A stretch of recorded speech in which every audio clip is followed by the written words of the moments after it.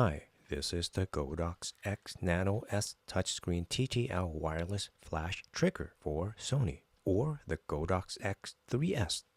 This is just a quick test video to give you an idea of what it's like to use this cute little tiny device. I'll demonstrate how to turn it on, charge it, and try it with fast charging. Mounting it on your camera, operating it using both the touchscreen and physical knob and buttons. We'll take a look at pairing it with two off-camera flashes, testing and grouping them, and triggering each one individually. I'll also showcase the TCM feature and share some useful tips and tricks that I hope to provide here and there. This video may be long. You can find the timestamps below so you can skip to wherever you want. So let's get started with a close-up look. It comes inside a tiny carry case with a wrist strap, a user manual that you could find it online at the link below, a basic USB-C to USB-A cable. Even the case is tiny and cute, easy to carry around. Wrist strap. It should get the job done for protecting and transporting the trigger. There's plenty of cushioning in the case.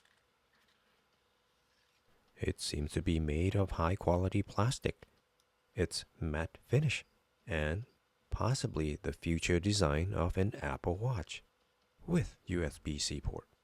Based on the description, this is a release button mechanism that releases the flash foot cap and allows for installation into and removing from the camera's hot shoe. However, you can see that you can push in the foot cap without having to press the button. You still may want to press the button no matter, so you don't worn out the plastic pointy things. Selector dial is made of metal. The buttons are made of rubber. Press and hold the metal power button to turn it on. I have taken the time to learn the basic operation of the touchscreen, selector dial, and the buttons, so I can go directly to sharing with you what I intended for this video. But first, let's take a look at how charging the trigger works. Now, you could charge directly by plugging into the USB-C port, but for me, I'll take the usual way for charging all my gadgets by using this adapter. You can connect the cable to any USB-C power source, like a computer's USB-C port, a USB wall charger, a portable power bank, and it should be compatible with a 5-volt DC power source. I tried to use the 20-watt adapter for fast charging, but there is no indication of it doing so. From the official Godox page, it can be charged from 0% to 100% in approximately 2 hours using a USB-C cable. Once it's completely charged, you can see that it is full. Turning it on while it's still plugged in, but there is no indication of it being charged or anything. Maybe with a firmware update, so I can't really tell if I can use it while it's still plugged in. Moving on to mounting the trigger, and I'll be using the V350S and the TT350S to test the trigger. I would press the release button to remove the foot cap, and also press the release button again to install it onto the camera's hot shoe to not wear out the plastic mechanism. Turning the trigger on, and let's go over the basic operations.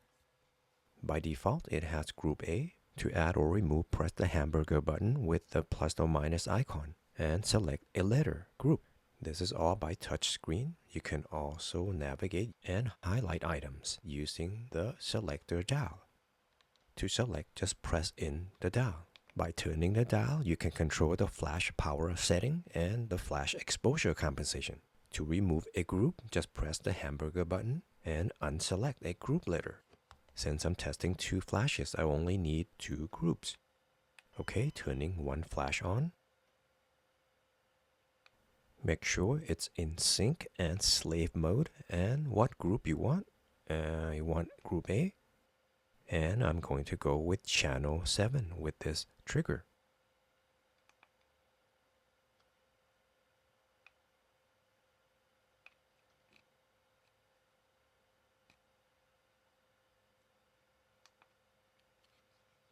Same with the other flash. Right now I want to share the same group A, and everything is already set except the channel need to be in channel 7.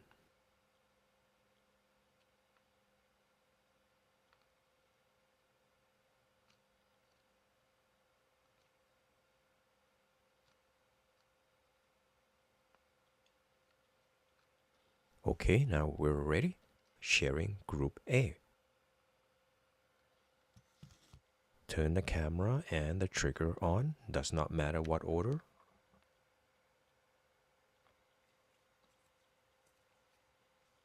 Drag down from the top and select setting.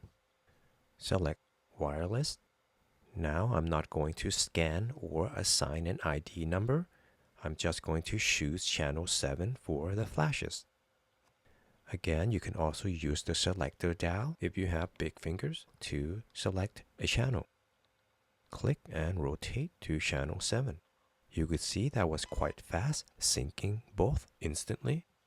As you can see, my two flashes can only go down to 128th for the flash power, while the trigger can go way down to 256th for the flash power. Let's make some adjustments. There you go, syncing perfectly and fast. Now notice my camera went to sleep and the camera icon on the trigger should disappear.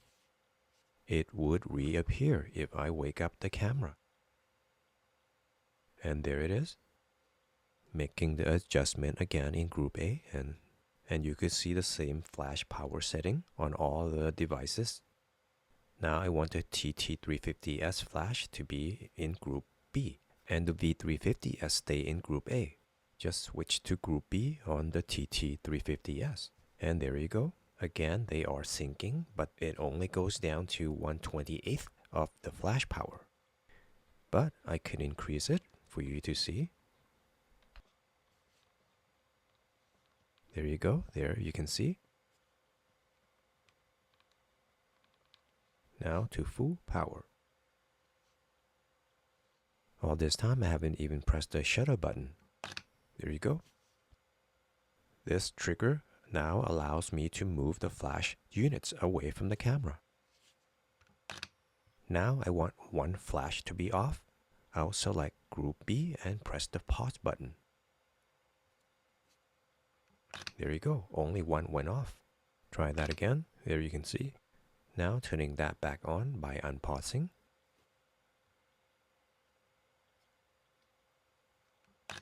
There you go. Now let's try the automatic mode. You can see the M is for manual. Press it. It will turn into automatic TTL. Even on automatic, you could still adjust the flash exposure compensation.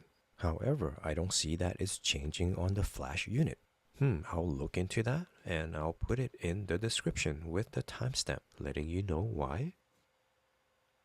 Pausing it or turning it off, it is dashed out and you can see the cross-through flash icon. Back on. Now back to manual. Now this leads me to the next topic, exploring the TCM feature. Oh, but before that, I want to see how fast they can all sync up after turning everything off.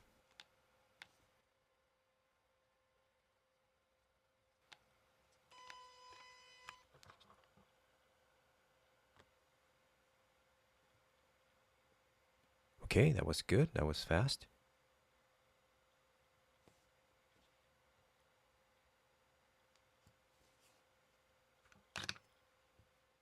And now onto the TCM feature. As you can see, I have set both flashes to max power. Drag down from the top of the screen, select setting, and scroll to TCM. Right now it is off.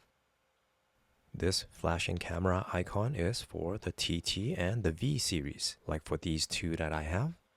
This one is for AD100, AD200, and so forth. Since I'm testing these two, I'm selecting this one. select a group. I'll select group A. Use automatic TTL. Take a picture. And convert or select manual. There you can see that it read the exposure data. I'll do more so that it doesn't look random. Trying on this one. Select group B. Use automatic TTL. Take a picture. Then convert or select manual. There it got the exposure data.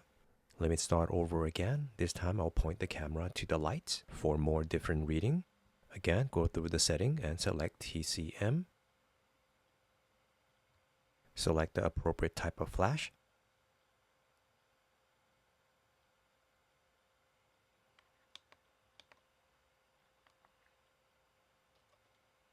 Select the group that you want. Use automatic TTL. Next, take a picture.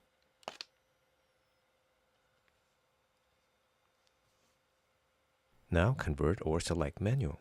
There you go, it read the exposure data. As you know, there are many benefits. For most, it allows you to fine-tune the exposure manually after using the TCM calculated power as a base. You can save time compared to manually trying different power settings in the manual mode. You can improve consistency. It can provide a good starting point for flash power, reducing the need for extensive test shots. That's pretty much all I have. Thank you for tuning in. I hope you come back for the next video.